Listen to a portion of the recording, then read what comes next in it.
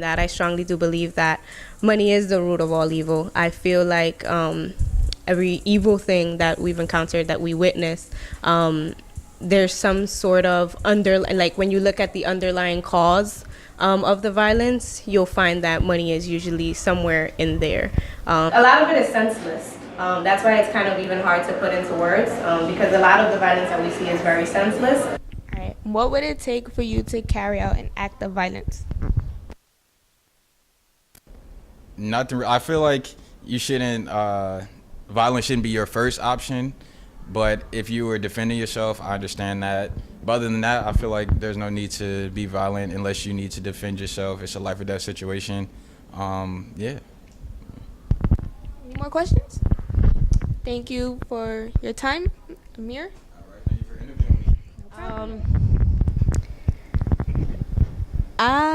It's tough because I don't think that two wrongs make a right? So I don't think that if somebody beats my little brother up, right, the solution is going to be for me to send my older brother to beat them up, because then I'm just creating a vicious cycle. How has violence affected you personally?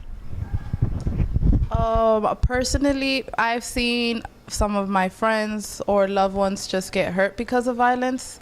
Again, not being able to communicate with others, and also even on social media, you see people end up doing violent things for either attention, for money, or probably because they just feel like it, just because they just feel like that's the right thing.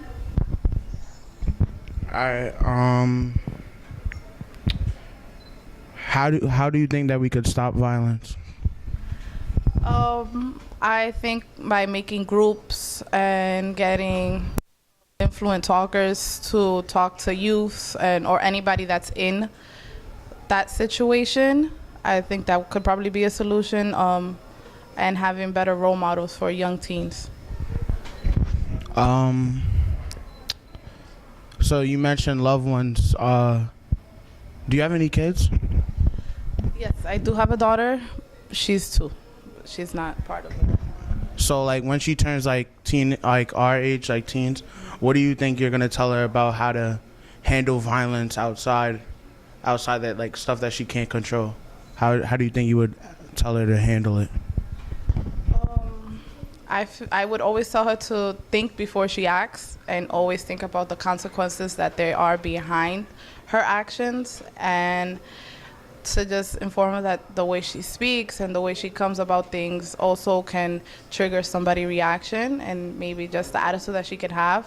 So I always tell her to just think about the way she acts, speaks to others, and carries herself, and also around the people that she hangs around. All right, you guys ain't got any more questions? Anybody else have questions for our interview subject? No? All right, thank you for coming today.